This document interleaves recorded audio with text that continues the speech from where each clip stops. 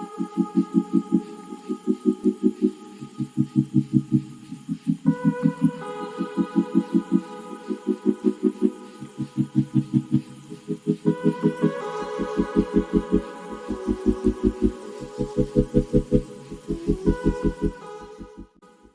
guys, and welcome to my channel. My name is Tandazo. If you are new to my channel, welcome. Don't forget to subscribe, guys. So in today's video, I'm interviewing the amazing Bongani Khumalo. He takes us through his business and entrepreneurial journey. So guys, yeah, stay tuned and enjoy. If you like the video, don't forget to give it a huge thumbs up, and yes, don't forget to subscribe. Hi, What did you do? Hi, Naomi. How are you? Good, how are you? I'm alright. Great stuff. So, okay, you're gonna spend most of the time looking at the camera, no? Okay. My viewers need to see you. Okay. Okay, guys, so as we get along with the interview, our first question is basically a get to know you better.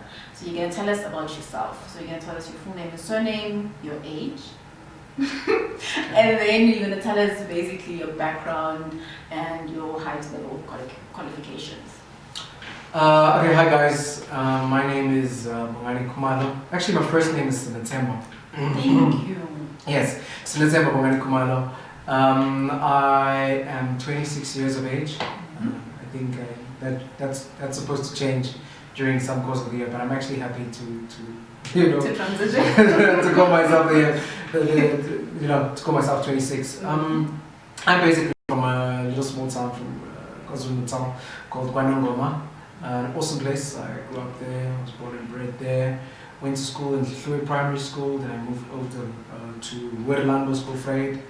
I speak a couple of languages. I've been to about 28 different countries worldwide. I'm passionate about people. I'm passionate about black people. I'm passionate about seeing people progress in life. I think that's good enough. Can we start again? No. Okay. You don't get a cat. Okay. The one thing you missed was your highest level of qualification. Okay. I've got my highest level of qualification is Bachelor of Optometry. I've also got a qualification in business leadership and management. Yes. Cool. Okay, so next question is basically let's focus on your business now. So you're gonna tell us what your business does, what it stands for, and basically the services or the products. If you guys are selling products and if you guys are doing providing service, then you'll tell us exactly what services you guys offer as a business to the community or the market. Awesome. So we are in optometric services. The name of my business is Specsavers Florida. It sounds so weird. Yes, we're trading in Specsavers Florida. It's basically professional services. It's eye tests. We do prescription spectacles. We do safety eyewear, general eye care management. So we basically make sure that whatever product it is that you're wearing is suitable for your work environment. Okay, whether it be a hazardous work environment, we offer protection, whether it be computer screens or whatever it is, whether it be the sun, if the sun is too hot, UV protection.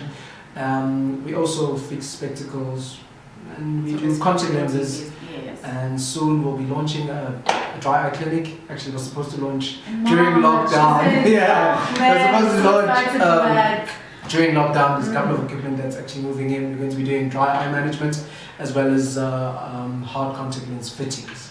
Great. Okay, on that business note, just enlighten us on how has your business grown? Before we get there, I think let's go back to when did you guys start trading? We started trading here in October last year. We actually bought operations from a different company that was trading here. Yes. And ever since we've seen, before COVID, like from October to February, end of financial year, we saw about an average of about 46% financial growth. That's amazing. Not from more patients. It was just generally bigger transaction sizes. So we sort of learned how to focus on what the patient actually needs and selling that to the patient. And that's been working quite well for us. So we've also grown from just a business to an integrated part of society. So you find a lot of our patients actually come in and they want to say hi. They come in and they bring us coffee. Those are like the best patients. The other day, my patient brought me like flowers. I was like, brought me flowers. That one over there was also from a patient. She heard that I was starting the practice, and like she was here. She was like one of my very first patients. 2 weeks later, she comes back and she's like, "Hey, I wanted to bring you a cactus. You're an amazing optometrist." And that was cool. So we've grown from being just these are people who are here to make money to people who are part of our community and we actually care about your patients. Yeah. Cool. Okay. So next question is basically we're gonna go all the way back. Okay. At like the beginning. So what exactly motivated you and inspired you to open up? To open up my own practice. Yes. You know, I think as kids you've got dreams of working for yourself. But as time pretty much unfolds, you then learn the qualities that will allow you to live out your dreams. And oftentimes the dreams also sort of change. I mean, I remember one year there was a lecturer of mine, I think it was in second year. She understood my personality. Her name was Aisha Suleiman. Hi Aisha, if you're watching. She said something. She said something really, really awesome to me. She was like, "I don't think you'd ever work for someone for 2 years." She was like, "You were never going to finish 2 years working for someone." And guess what? She was very, very right. I think I spent about a year, 6 months working for someone else, and then eventually I got the opportunity to come to this wonderful place. So what really inspired me, I think I'm not one to box into any box. I wanna explore things. I wanna explore new options. I like open-minded spaces. And unfortunately, the work world that I was exposed to was not allowing that. You know, over and above that, there's this giant in the room currently called racism. I experienced some racism. You know, I've had some white colleagues. Yeah. I've had white colleagues who were absolutely phenomenal, but I've also had white colleagues who were a mess. You know, it was a problem. They couldn't face the fact that I'm a qualified professional. You're not. Yes. You know what I mean? I definitely they have this whole thing of I'm the manager. They're sitting there with the matric certificate, and they're the manager, and they feel they need to tell me what I need to do regarding my patients, and I wasn't having it. So it's a combination of things. Actually, it's a combination of mostly struggle and inspiration that brought together this whole zeal and this whole push to sort of open my own place. Great. Sheesh, that's deeper than I thought. Struggle is doing things to you. Struggle to do things to you. Yeah, true. Our next question is basically what drives and motivates you to wake up every day and just to keep pushing and to keep grinding. Like I know sometimes you don't want to wake up in the morning because, well, you want to sleep in. Unfortunately, for some people like us, I usually do. I do sleep in. I do. Sometimes I do. Not all the time. Exactly. But like sometimes you just want to sleep in and just like forget about everything. What motivates you and inspires you to just keep grinding, even when the going gets rough? Because obviously it's not always happy season.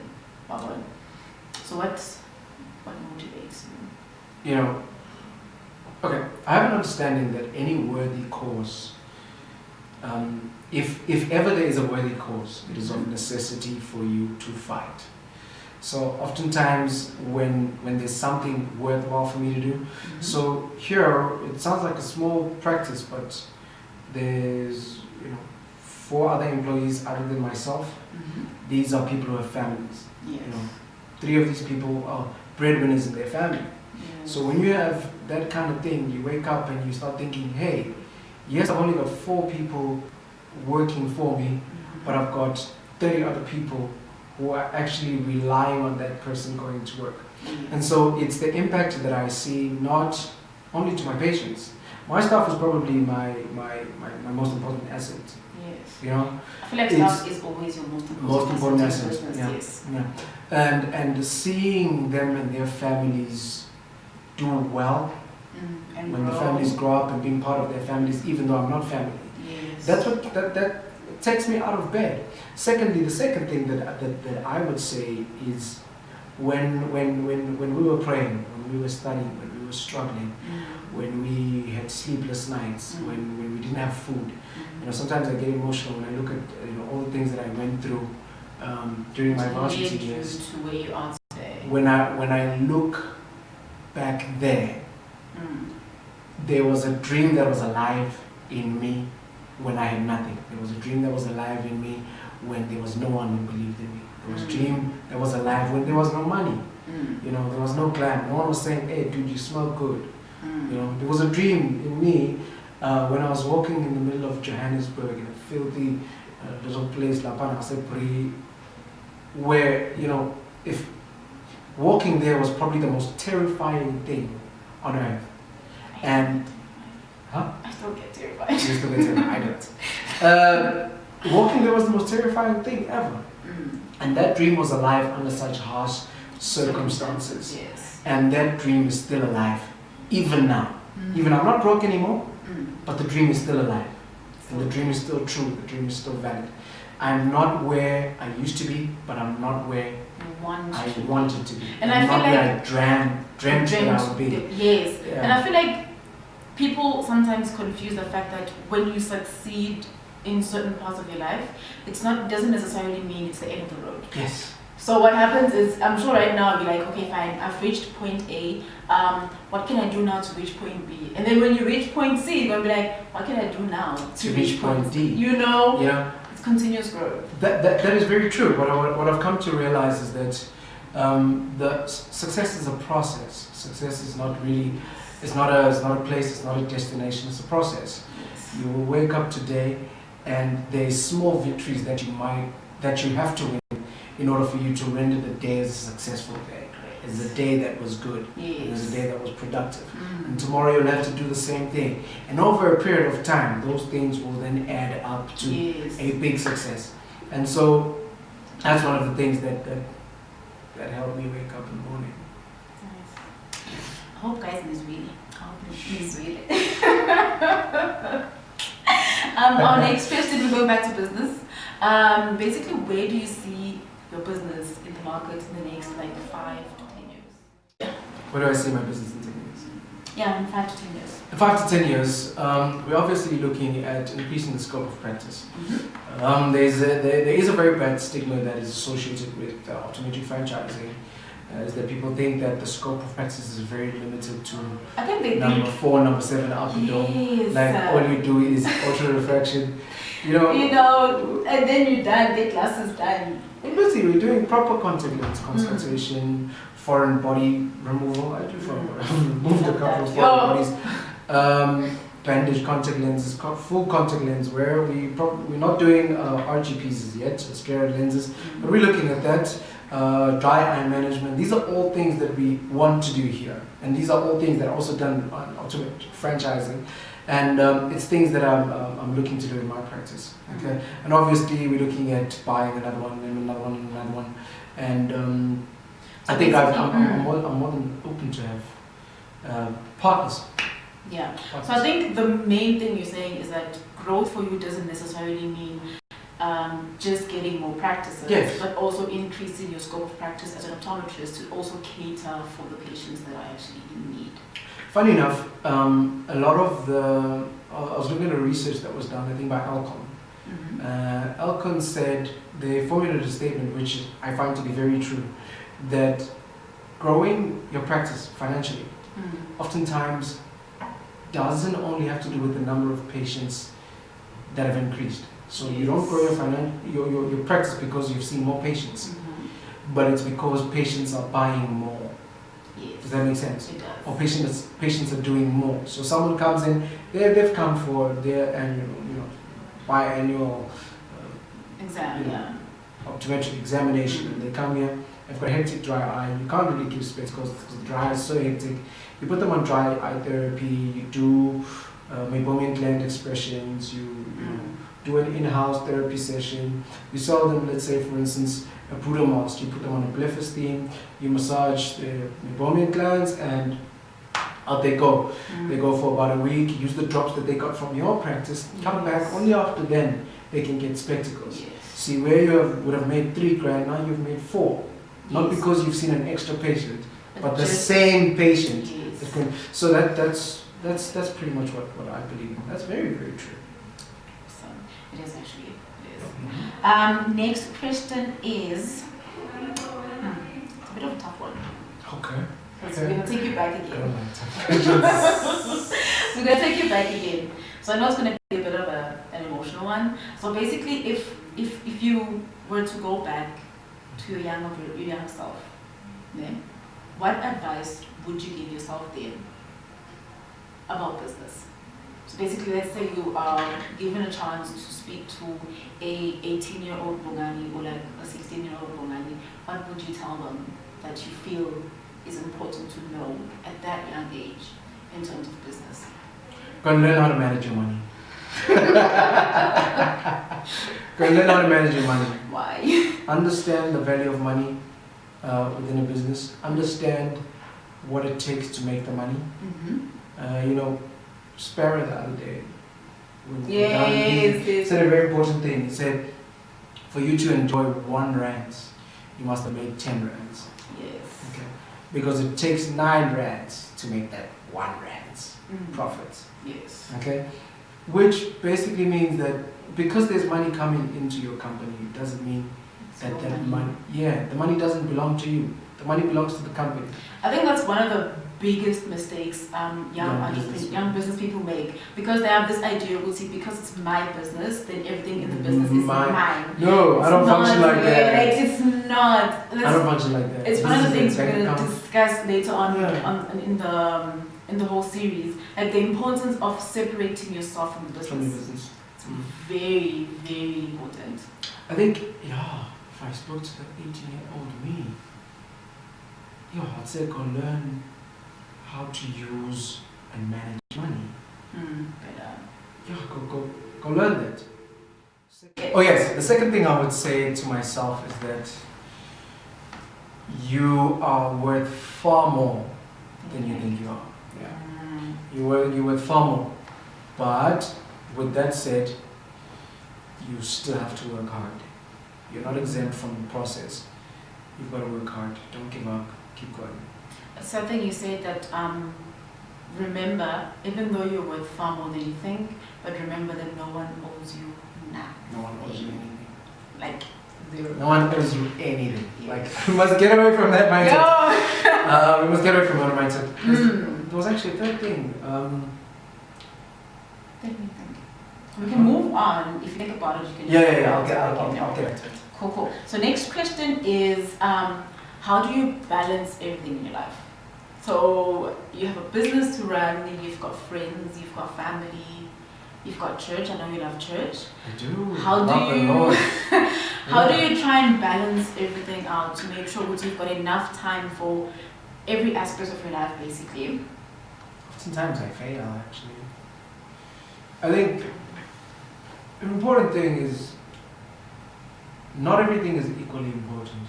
So you choose the things that are More important. So you prioritize. Yeah. That's And I what think I've been getting actually from all the interviews as priority. But also another thing is there are certain people, you can never question my love for you. Yeah. I cannot see you for 3 years. Yeah, but I also know. But you still know, Yes. you know what I mean? I cannot see you for that long. And then there's another person who's known me for literally 2 hours, and I don't call 1 hour after they've left, and that's a problem. You see? True. So you also treat things on a case-by-case basis. I've also noticed that you can't have a lot of friends, you can't have a lot of things to do. Like, that's just, you can't be punch jumping and you have so many things to do. And also I think you can't, talking about the friends part, you can't please everyone. You can't. There's people you know are going to help you grow. There's people you know are going to help you develop what in life. Like you can't please everyone, guys. That's true. I mean, I think at a certain point in time in your life, friendship starts being more than just what we talk about when times are good, or talk about things that are meaningless or just mere conversation. Friendship becomes more than just we're talking about girls, or we're talking about alcohol. yeah, Or like nice cars. friendship becomes more than just that. Friendship becomes, what can we do, to make this guy's life better. We see one of our friends has this particular problem. What can we do to help him? You understand? I've got friends like that. I've got friends who'll be like, there's a friend of mine who lives up in Midrand, and when the going got tough with the COVID, he picked up the phone and said, "What can I do to help you?" It's like, I don't know what it is that you're going through. I can't relate because I don't have a business. But what can I do for you? It's like, I'm there to help. I'm here. What can I do? I don't know what you need. Yes. But I'm here. And there's even friends who want to help you at an emotional level, because this is one hell of an emotional journey. It's one hell of an emotional journey. Yeah. It gets hectic, it gets lonely, it gets painful and sad. Happy. And very happy. I'm a very happy person. Yeah. I remember when we were still in PE, you used to tell me, Nami, I'm a fun person. Nami, I'm a happy person. Well. I don't think I can still say this. But okay. Sounds good. Good. So basically, bottom line is you need to prioritize what's important, know what's important, know what's not necessarily that important, and don't have a lot of friends because basically you don't have enough time to please all of them. Be honest. Be honest. Deep. I feel like apart from being honest with other people, but be true to yourself. Yes, that's what I'm talking about. I say honestly. Be true to. You've got to be honest to yourself, and you've got to be such an honest person. If you can't make it, you can't. I can't make it. I'm working. Done. Like if they're offended, they're not really your friend. Exactly. But you also can't not be able to make it all the time. Well, obviously, That's not cool. That's not cool. Yeah, obviously. But be true to yourself. Be true to yourself. But also, this is the thing that I've recently learned before COVID, is that I can't work all the time. Yeah, obviously. But I learned that because I'm a work drug. Like I'm a work druggie. It's like I get jitters if I'm not at work. Like, what can I do? But you need a break. But I got tired. That's the thing. Yeah. End of January, summer program. You burn out. Finished me class. You burn out. If I had to go to work, I was like, that's been my pocket since. I have to go to work, but it's my business, so I had to go. Yeah. So I learned to take time out to do all the things that matter besides work. Yes, because obviously you can't have your business matter over everything else. No, your business is there to help you sustain your lifestyle, but also what are you sustaining if you don't have? What this thing takes your life. Business will take your life. But like, what I learned is, I have a friend. He's a pastor. He's a very good brother of mine. He got kids. Him and I are very, very close. I actually made time out. On my way to work, I talked to him in the morning. I don't have a girlfriend. So I talked to him in the morning. Hint, hint.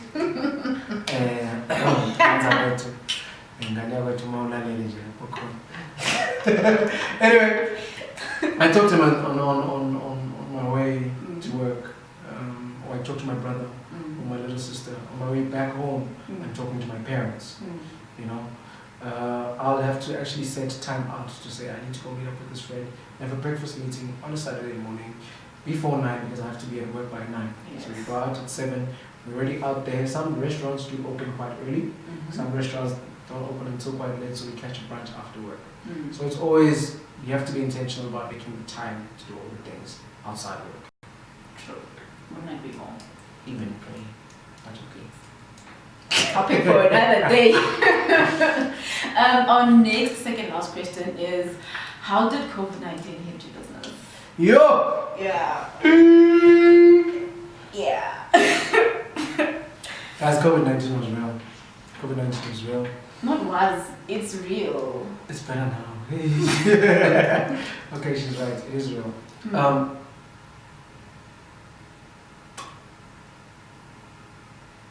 I closed the business. You closed on for how long? I closed another business of mine. During COVID. Completely closed. The employees that I had hoped hadn't been alive for long. It was still in the pipelines. We were still working on it. I closed that. Personal money down the drain. Oh. Yo, that must The be tough. suppliers kept on coming to get their money. Mm. The cash flow became really, really poor. Because that's the thing. Sometimes, if you don't look at your management accounts and your financials on a monthly basis, you think you have money. Gandhi. You think you have money, but the money is just flowing through. It's good cash flow, but the money doesn't belong to you. Mm. Like, the money's coming in, yes, you're going to pay salaries, you're going to pay rent, you're going to pay telephone, you're going to pay internet, Yeah, it's gonna pay any suppliers, equipment that you're yes. renting, suppliers, Mm. and and to qualify for a discount, you'd rather pay like 60,000 rand instead of 90,000 rand. Mm. You know? And I soon realized that a lot of people owe me money because I've got more money on paper than I've got in the bank. Ah. So, Mm. so COVID-19 came and left my business bare. This one. The other one I closed down, shut down completely. I know a couple of people who shut down. Mm. I know some stores from our group Serious. that shut down, six stores shut down. And to set up a store, it's like 1.2 million. Exactly. Minimum. That's like if you didn't pay a lot, Mm. you know. And yo, bro, it was bad. It was bad. But what it taught me about my business is that I'm not very good at collecting money because oftentimes I'm emotionally attached to my patients in one way or another. When my patients see me, they see a nice guy. Mm. You know what I Then you mean? can't be that. And when you now are, you want the money. yes, when you are a nice guy. So I learned to hire the mean person who's going to collect my money for me. I learned that. I learned that I'm too generous and I Too kind. overgive. Too kind. I learned that. Mm. I learned that. I learned that The hard way though. the heartbeat of the business is not me. I'm not the heartbeat of the business. I learned that through COVID. I also learned how to be grateful. So since we opened, I've worked tirelessly. I was in here 6 a.m. in the morning every day, out 9, 10 a.m. sometimes 11, you know. We've collected a lot of the money that people owed us, that medical aids owed us, and I learned that I can't be the heartbeat of the business. For a business to work, it has to be a working system, and everyone must be able to do their part. Yes. So that's what we've now been working on, and how's that you know, going? God's been good. And we're doing well. We're getting better. We're still not trading fully, but we're better than where we were 2 weeks ago. Yes. Much better. Cool. 100 times better. So at least apart from COVID hitting you badly financially, it taught you lessons that you needed to learn and lessons that you're actually going to implement and improve on your business going forward, right? Not only business. I found out that personally I'm a mess. Shame. But we're not going to talk about this on the screen. Yeah, we're not. Right? Right, Right, guys. Okay, so last question is, if there's a viewer who's sitting at home right now, thinking, should I quit, should I continue, should I start, should I not start, like what advice would you give them? Bear in mind guys, whatever advice he gives you all, take it with a pinch of salt and yana, you know? Over to you. Ganzawet. Not everybody. I'm from Nigeria. So, refer to this is not for everybody. Not everybody is an entrepreneur. Not everybody can take the hardships of it. Business will teach you a lot of things about yourself. But I'd say you've got nothing to lose, especially for young people like myself. Gosh, my dad says that all the time. You have nothing to lose. You're young. You can make all the mistakes that you need to make. You know, learn from them. Don't make them again, because the moment you make the same mistake again, you're not intentional about it. Yes. If you're in it and it's difficult, don't worry. It's normal. It's part of the process. It's gonna be difficult. It's never gonna get easy. you fight from the first day you walk into your business. You'll still be fighting 10 years from then. You'll be fighting a different struggle, but you'll still be fighting. Yes. So I think keep going, keep pushing. Okay, don't give up. Make sure that whatever it is that you're doing, you're passionate about.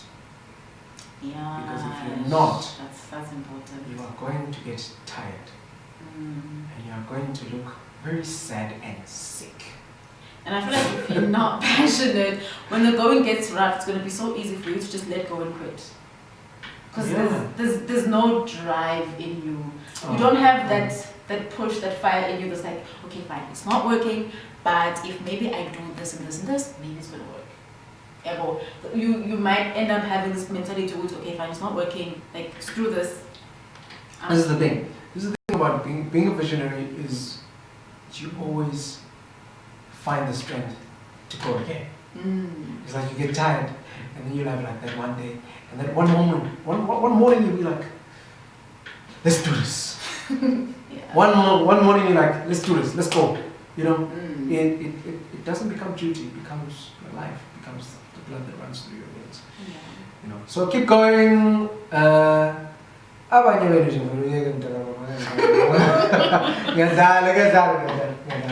I'm joking. Guys, it's always worth it. It's working for yourself. It's worth it. It's worth it.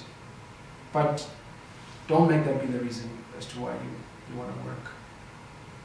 That shouldn't be the reason why you want to start a business for yourself. You know, because you will run out of that strength. But if your business is customer centric, you know, if your business is for the people, your business can be for your employees. That's the most amazing business model there is. Your business can be for your customers.